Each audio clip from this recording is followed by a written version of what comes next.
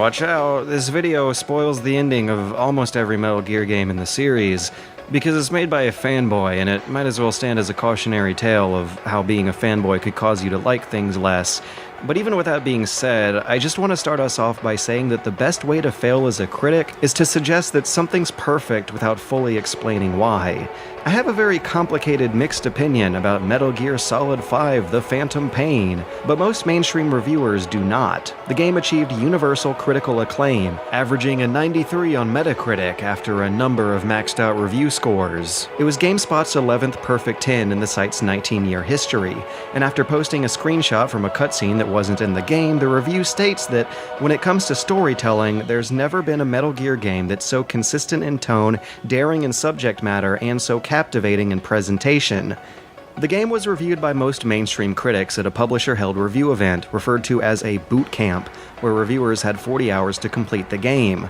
There are reports of reviewers at this event using easy modes and ignoring optional content to race to the end of a story as soon as possible in that 40-hour time limit, despite an expansive open-world design full of optional content that saw many actual customers, myself included, playing over 70, 80, and maybe even 100 hours before seeing this story come to a conclusion.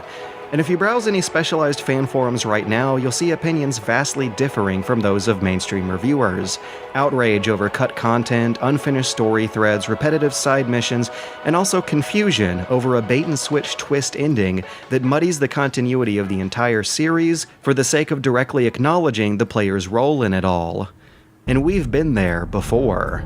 Trying to understand Metal Gear Solid games can be more infuriating than it is rewarding. They meticulously explain a chronology that they also playfully disregard. It's the same conflict between realism versus mysticism, passiveness versus interactivity, and pacifism versus violence that can be found in every game. And this time we have hype, myths, theories, and legends attempting to stack up to reality again. But when it comes to this ending, there are no facts, only interpretations. Much like Metal Gear Solid 2, number 5 ends with a fourth wall break. This time we're not told to turn off the console, but rather given a glimpse at the console, the vintage MSX gaming computer that was home to the original Metal Gear games from the late 80s, while a second big boss explains that we've been playing as a body double this whole time. The implication, starting with the player's own avatar and birthday being input, as well as the weird things the soldiers say on the mother base afterwards, and the whole fact that the body double is just some random unremarkable medic, is all a shout out to any random unremarkable fans who helped the series grow and develop all these years. The message is that anyone can be this legendary action hero. As Big Boss explains it, he is you and you are him. The legend is yours together. The players built it alongside the characters. Big Boss takes your own identity into his. It's a reversal of the Metal Gear Solid 2 situation, where Raiden throws away the player's control to become his own character. But this time, the character is now a vector for the player. Venom is almost a silent protagonist, lacking the charisma and charm that we see in even the small glimpses we get of the real boss, who still spouts action movie one-liners without missing a hitch. What happened to the woman? The woman? We gave her a light. She took the short way down. On the other hand, when Venom talks, it's mostly with expected, unimaginative questions or responses that the player themselves are probably asking. And it's all introduced by the reference to David Bowie's Man Who Sold the World, which is commonly explained to be a song about a doppelganger. It's about schizophrenic sensations Bowie experienced when juggling multiple roles during his early career, as the song was made about a year before he began performing as the outlandish character of Ziggy Stardust. Note that the bathroom in this ending is the same room you see anachronistically before the game's title menu. It's just another day in a war without end in outer heaven. The table here, from this camera angle in the introductory cutscene, is full of guns. But when Venom receives this tape explaining his true identity, a time-lapse happens when he flips the tape over. You might not have noticed it, but the emblem on the door changes from Diamond Dogs to Outer Heaven. The table full of guns in the intro is nowhere to be seen in the ending. Instead, it now has an old computer on it, and the tape is no longer audio but rather data about Operation Intrude N313, the events of Metal Gear 1. Venom is using a data cassette reader and the MSX to get ready for what went down in a video game from 1987, and this is the closest thing to the missing link that Metal Gear Solid 5 was promised to deliver. It was supposed to be a grandiose, bombastic wrap-up to a 28-year-old series, a story of men becoming demons, a revenge-fueled descent into madness, with one of the most likable video game action heroes becoming an 8-bit pixel villain. But that's not what we got, because as it turns out, we weren't that villain all along. This isn't that story, but really, if you look at the previous games in the series, they easily serve as their own missing link, starting with the moment Big Boss refuses to shake hands at the end of MGS3, to him kidnapping and convincing enemy soldiers to fight for his side in Portable Ops, to that process extending to children in Peace Walker. It gussied it all up with a T rating and a lighthearted tone, but the process of him becoming a charismatic, revolutionary future war criminal are already established by Ground Zeroes, in which the background narrative sees him hiding evidence of nuclear weapons before an inspection. His stated purpose is nuclear deterrence, though the story of Peace Walker seems to suggest that deterrence theory is a farce. This all happens after he misremembers how his fight with the boss went down, while also singing a lot of hypocritical purple poetry about creating an army without borders, even though they clearly have their own territorial waters, their own anthem, their own currency, and certainly their own sense of identity that they get defensive about, all the while profiting off of small conflicts happening around the world. For all intents and purposes, he is creating a nation with an army. The main difference with his concept is that the nation is the army. The big boss we see in Metal Gear 1 barely has any writing to him at all, from a game in 1987 where technological limits and the standards of the time didn't require deep characterization, and as it turns out, a twist from 28 years later tells us that that big boss was just a body double. But 3 years later in Metal Gear 2, we defeat a thoroughly evil, warmongering big boss whose downfall really should not come as any surprise based on what you've been doing in those games. And as it turns out, that one was the real deal. The prequel games might not have felt like a villain's origin story because you were seeing it from his perspective, and no one believes themselves to be the bad guy. After Venom flips the tape, 10 years pass. The official name of Outer Heaven is finally adopted, and Venom's horn grows much, much bigger, a reference to the game's invisible karma system that makes your horn grow bigger as you kill more enemies. Venom evidently kills a lot of people in those 10 years. And as he's becoming more demonic, there's also collaboration between him and the real boss. It's unclear when Venom receives the Man Who Sold the World tape, but when he does, he smirks at hearing the news. He smashes the mirror image of his future self, covered in blood with the big horn, and walks back into the fog of the previous 10 years. But that future will come to him, despite the fact that Venom is actually the lesser of two evils. In Peace Walker, Chico and Paz are child soldiers that actually are part of your base management spreadsheets, and to be fair, Paz is not actually a child, but Big Boss and the MSF administration don't know that at the time. Also in Peace Walker, developing a nuke is mandatory to get the true ending, but in Phantom Pain, child soldiers are rescued and kept far away from battle, and assembling nukes is entirely optional and discouraged, since it gives you a boatload of those negative karma points. Instead, stealing other nukes and disabling them is what's required to unlock yet another ending. And when you consider this series' anti-nuke politics, then that should easily leave Venom standing as the more morally righteous version of Big Boss. This cutscene is said to trigger once a currently unconfirmed quota of FOB nukes are decommissioned. Good luck doing that though, because the online system rarely allows that to happen. I have to drive out this demon inside me.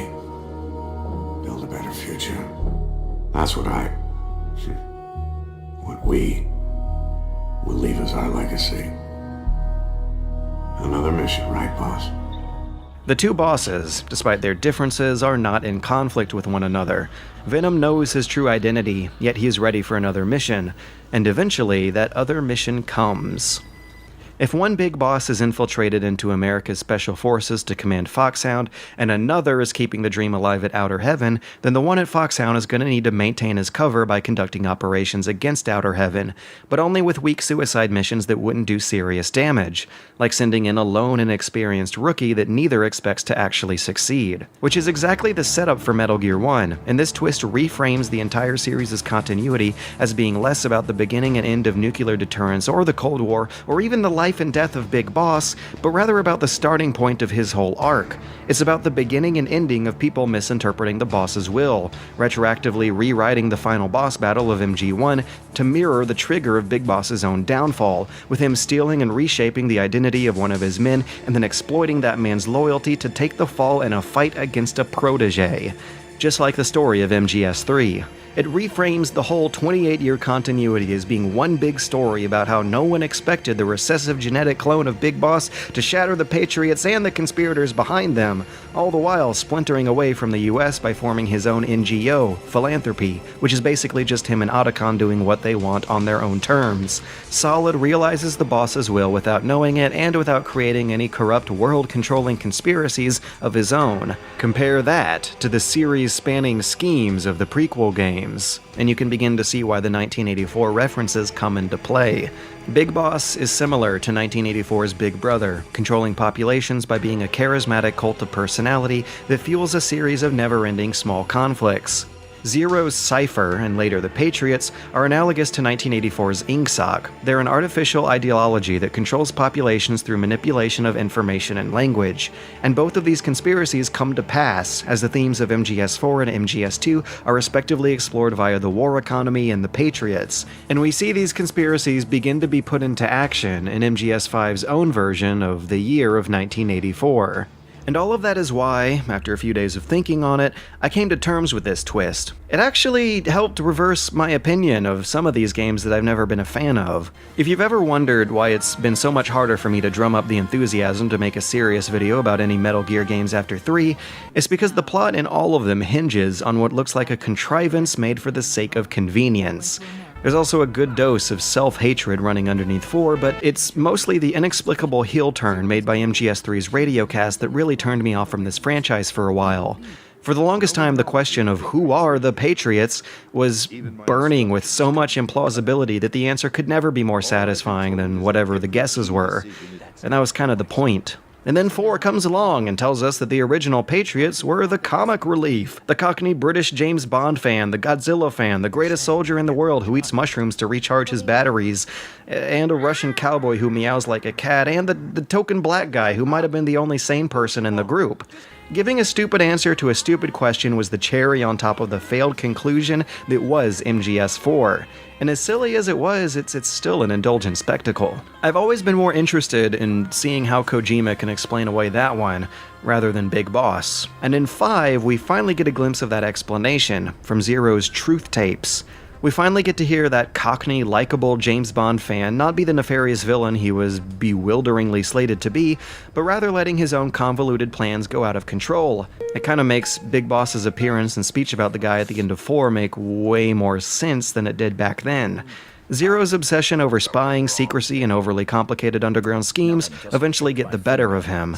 If Big Boss is an analog for the player, then Zero is an analog for Kojima, and his plans are blowing up on him yet again, where overambitious goals couldn't be realized in time and the purported series finale feels like it's wrapping things up one game too early, released 1 year too early, despite trying his hardest and having the best of intentions. The twist is the closest this series has come to being like Metal Gear Solid 2, and while I think I get it and I want to appreciate the twist, somehow I feel like it's not going to get the kind of delayed appreciation MGS2 eventually got. Reason number 1 is because of the presentation of it all, because the twist happens for literally no reason. You get Mission 46 in your main ops list after filling a quota of side ops and base upgrades that just make it suddenly appear in this abstract magical video game menu. There's no justification behind why Venom would suddenly remember the hospital escape differently. There's no word when, where, how, or why that revelation happens.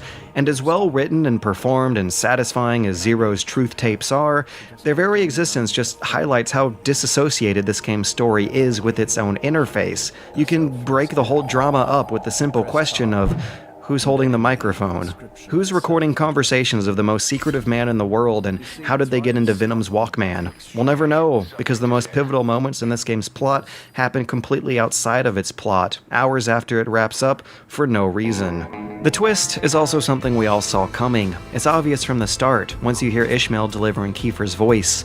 It was even hinted at years ago in the GDC reveal trailer. A fan theory about the medic being a double of Big Boss appeared almost as soon as Ground Zeroes was released, when fans heard Kiefer coming from not just Venom or Ishmael, but also the medic. And those who already knew the David Bowie song had yet another reason to see this game's greatest revelation happen minutes after the game even begins. The twist also doesn't really hit hard because the game's not thoroughly written to lead up to it. The very beginning is, and some minor hints are strewn throughout the first few missions, but compare that to the entirety of Metal Gear Solid 2's game, where the pacing, the character design, the boss battles, and even the level layouts were all meticulously designed to lead up to that moment where you hear you're in a Solid Snake simulation. And without that dedication to seeing the twist through, I have to wonder what purpose MGS5's twist really serves to its story when the prospect of just enjoying the story for what it is hard to do in the first place. It's mostly a predictable plot that feels awkwardly skimpier than the padded game length. It's about a villain who's up to no good and a hero who has to stop him with a mystical sidekick who helps him out, and there's so few twists and turns along the way that I was sure it wasn't over when it tried to trick me into thinking it was over. I knew it wasn't over, because there was no climax, no prison escape sequence, no racing any vehicles to a countdown timer, no button-mashing torture sequences, not even any real plot twists. No friends become enemies, there's no sympathetic side to the villain, no fourth-wall-breaking ghosts. When Chapter 1 was over, I knew it wasn't over, and when Chapter 2 was over, I couldn't believe it actually really was over. It was a feeling of disbelief and emptiness, a feeling for what should be there, but what's not. What's not there is personality and energy. You're not playing as the charismatic big boss, you're playing a confused, brainwashed body double. You play as someone who spends cutscenes with a 1,000-yard stare, never seeming to know what to say. Dialogue is written in simple sentences that are prolonged with awkward, loaded silences. Boss, don't think the infection's airborne, but...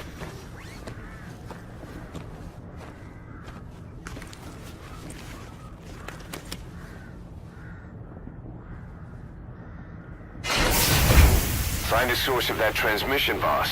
Find our man. You never know.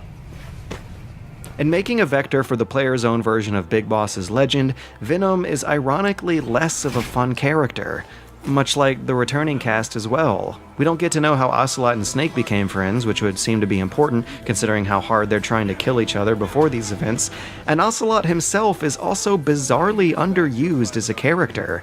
This guy is a complete and total oddball, both before and after this game's events, but in this one he's a flat, monotone encyclopedia, and there's no twist behind that, no clever writing explaining it.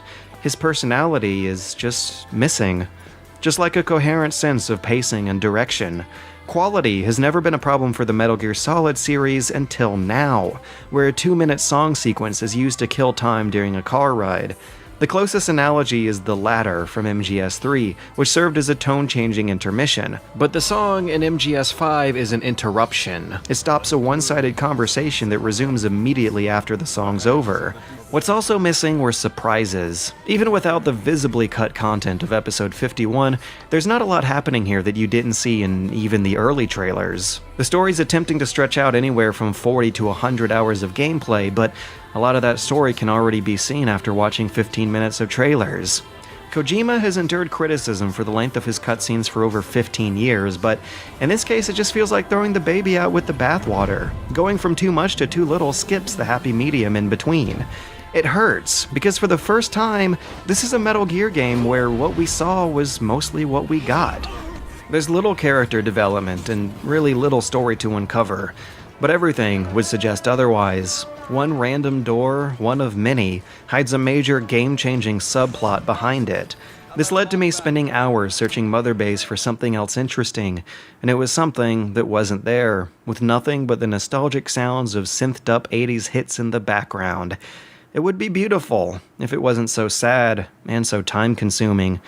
Speaking of music, even the game's orchestral score is missing something. I noticed this after replaying Ground Zeroes shortly afterwards. It's missing the emotional punch of Harry Gregson Williams, who did the music for Ground Zeroes but only got a production credit in Phantom Pain. And the score is fine, it's as great as okay, it's just missing the extra little notch that put the other games past that threshold into excellence. What we saw from the trailers may have been what we got, but what we were told, with words in the trailers and also through Kojima's marketing and Twitter channels, was not what we got at all. Words can kill and language can be manipulated, and we were promised a return to Camp Omega, which didn't happen. A major planned feature was just missing in action. We were promised to feel ashamed of our words and deeds regarding Quiet's silly costume, and that sure doesn't happen. So let's get this out of the way. I've never cared about the costume. I don't think putting a video game character in a bikini is that much of a damnable offense. But as it turns out, the costume was just the tip of this fan service iceberg. Look at that. She's coming like 12 inches away from making butthole-to-camera contact, and this happens multiple times. Even by Metal Gear standards, that's a little much. Quiet shoving her butthole into the camera is not a problem of her character flaunting her character's sexuality, because her character's role in the story has nothing to do with sex.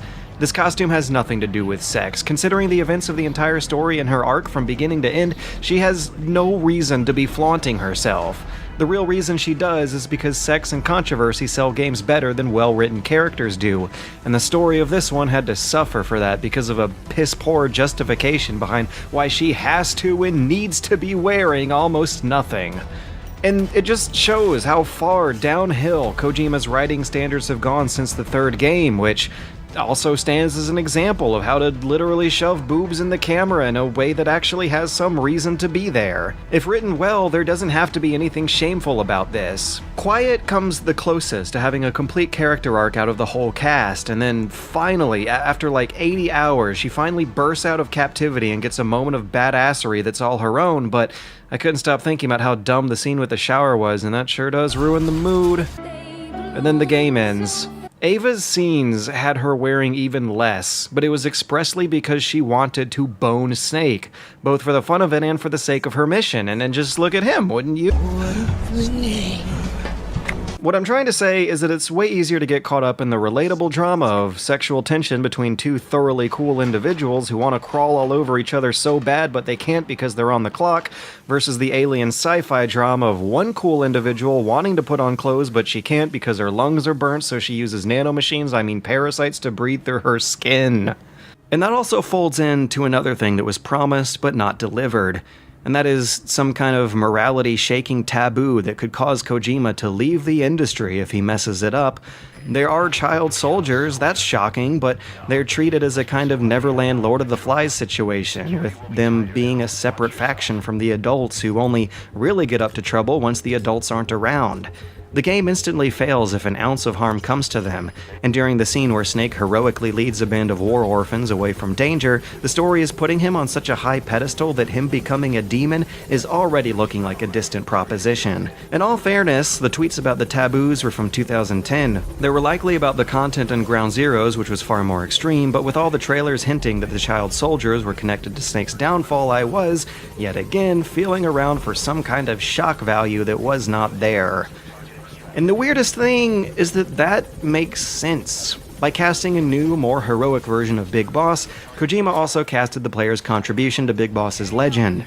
In an ode to player involvement, we have the most interactive and finely tuned gameplay across the whole series, with a switch to more streamlined Far Cry controls and HUD, with stealth mechanics so refined that anything Ubisoft churns out will probably never hope to stack up to this.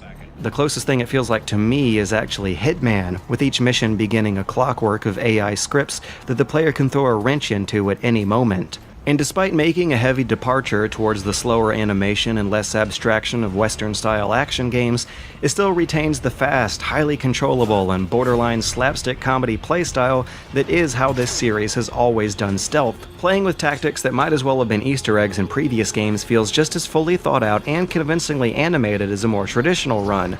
So while the story is so lukewarm, there's simply a lot to love once your hands are on the controller. If Kojima's standards for writing have gone this far downhill since 3, it's amazing to see the non-linearity and open-ended design of 3 only improve over time. I could spend an hour just playing around with how many different ways there were to enter and exit one section of Groznygrad, but in this game I found myself spending 3 hours experimenting with the routes in and out of a tiny little barracks base at the very beginning of the game. But really, I was experimenting with guard reactions and timings, chasing so hard after those S ranks because the scoring system had me dynamically choosing my own difficulty level without me even knowing it. Fultoning living, breathing guards out of a combat zone is a great way to incentivize non-lethal high-level play that doesn't feel like a shoehorned reward. Instead, putting in more effort, smoothly and dynamically gives you more of a payout. When MGS4 gave players a third-person shooter control style, there was little reason to play it like a stealth game by the time the final chapters roll around. But in 5, sneaking in and out of a base, stealing everything they don't have nailed down, and making sure everyone's none the wiser is more than just a cool sticker on a scoring screen. It's a long-term investment, rewarding you extra money and manpower that unlocks more of the game faster, with enough of a sheer volume of unlocks to make faster unlocking worthwhile, even if you waste a whole lot of time getting to the end of the story. It's a system that openly acknowledges and rewards that silly no-trank non-lethal European extreme run I was doing with 3 last year, with enough hidden objectives and unlockables that make me really want to come back and do it all over again. But unlike the other games in the series, I just don't know if I have the time for a lot of replays with this one. There's a truly insane amount of attention put into how it plays, which drips right into all the concessions they had to make for fitting this into an open world. That's why there's reflex mode, and why guards won't ever see you driving towards them in broad daylight, and why collectible flowers are found in diverse clusters near helicopter drop-off points. Which shows a great dedication to keeping the gameplay fun and flowing, but it's important to know that these are attempts at compromising for a more scattershot level design. Guards are already slower to investigate sightings than past games, and reflex mode especially would have made the previous games too easy, but in this one there's such a sheer volume of both sightlines and experimental tactics to worm your way out of them that it works as both a smooth balancing force and yet another tool for the player to exploit. And putting flowers near helicopter drop-off points is great. It gives players something to do while waiting for the helicopter, because they knew players would be waiting a whole lot for the helicopter. And after 110 hours, I sure did get tired of waiting for that helicopter. Even with the insane amount of attention poured into making the core gameplay satisfying, I was still wondering if I was playing the same game as these reviewers. Glaring flaws still exist here, but it got universal acclaim. Like, why is the fast travel system so bad? Side ops unlock in tiers of about 3 or 4 at a time, and they're usually placed at opposite ends of these huge maps. And without anything interesting to do on your way to them, you really need a fast travel system that is just not there. I actually measured how long it takes to call a helicopter down, get on it, and then ride to another part of the map. And this is after getting the advanced helicopter unlocks in the endgame. I measured 3 minutes, 10 seconds, and that just should not be acceptable. You can cheese out of about half of that by going to the AAC through your pause menu, but even chopping that time in half leaves you with about 70 seconds longer than this process should reasonably take. Why can't you just press a button to skip the animation if the helicopter's going through a safe area? It's ridiculous. I had my hopes up that the cardboard box shipments would fill this gap, but they're placed so sparsely and under such heavy guard that they don't do the job either. Side ops have you generally doing one objective: go to a point on the map and make a quota of things go away. There's no diversity to your objectives. Sometimes you make a tank go away, sometimes individual soldiers, very rarely containers, but it's always the same kind of goal, and as you figure out effective strategies, that means the same kind of gameplay. And that very same problem is plaguing the main ops, whose objectives boil down to 2 broad categories: either go from A to B, or make things A to B disappear and then escape the hot zone, with bosses usually falling into category 2. The extra objectives show a wealth of creative problems to solve, and hell, even Ground Zeroes did too with its little audio analysis puzzle, but as far as the main ops and Phantom Pain go, it's either move from A to B, steal thing A to B, or defeat the boss. For all the different creative ways there are to play these missions, the missions themselves follow a very restrictive and limited formula. You do the same thing so many times across such a long time with such little story development occurring per hour that it's impossible not to have some kind of serious pacing problem happen to that story. It's about 12 hours of good missions and good scenes stretched out to 112 hours.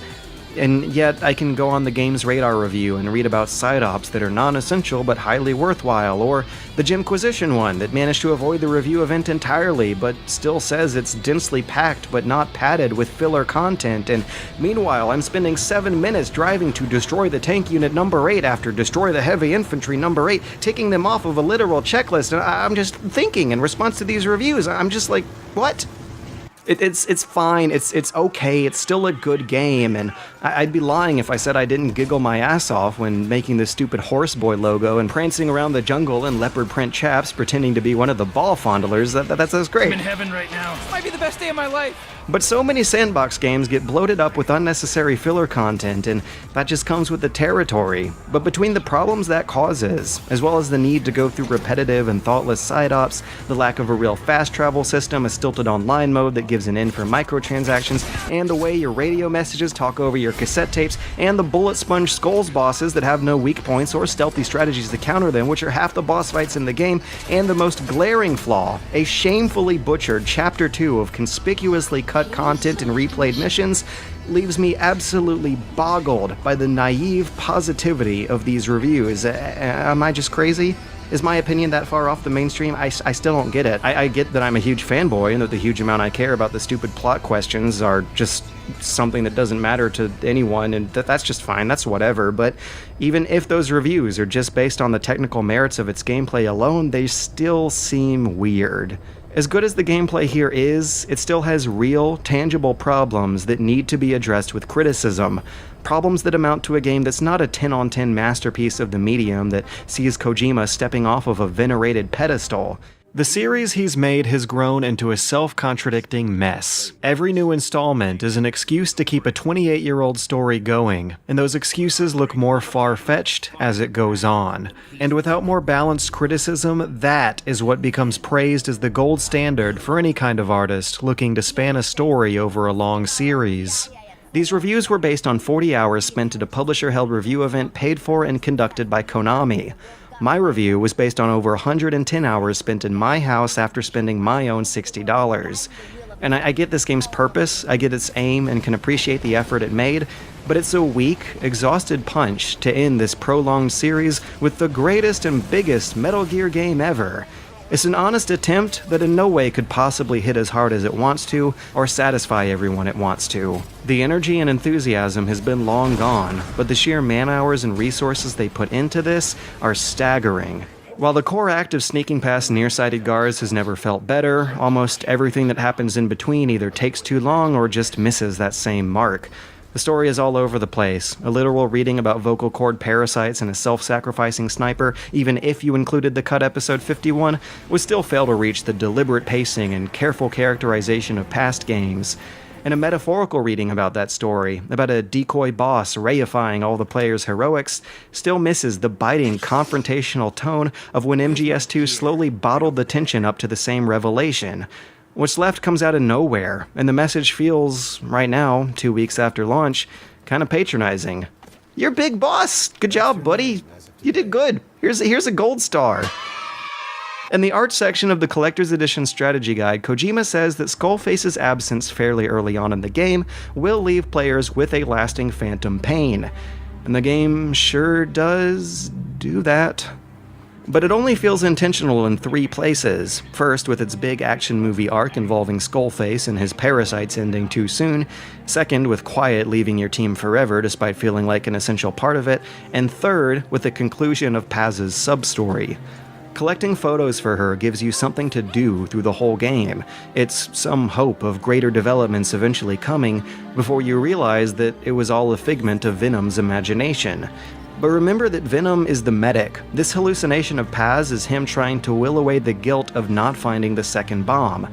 It's a subtle and understated layer to a story that climaxes with horrific body horror and genuine sadness. It's a real Silent Hill quality moment that just made me sad that Kojima's Silent Hill got cancelled. Kojima was aiming to break some kind of taboo that would have been so intense that it could cause him to leave the industry. And despite that, I can't really put my finger on what it might have been here. Unless it was the literal phantom pain felt by the player.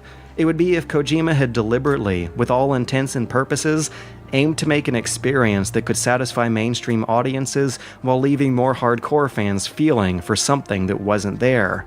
At this point in time, it is too easy to chalk up anything underwhelming he does as some kind of fourth-wall-breaking masterful ruse.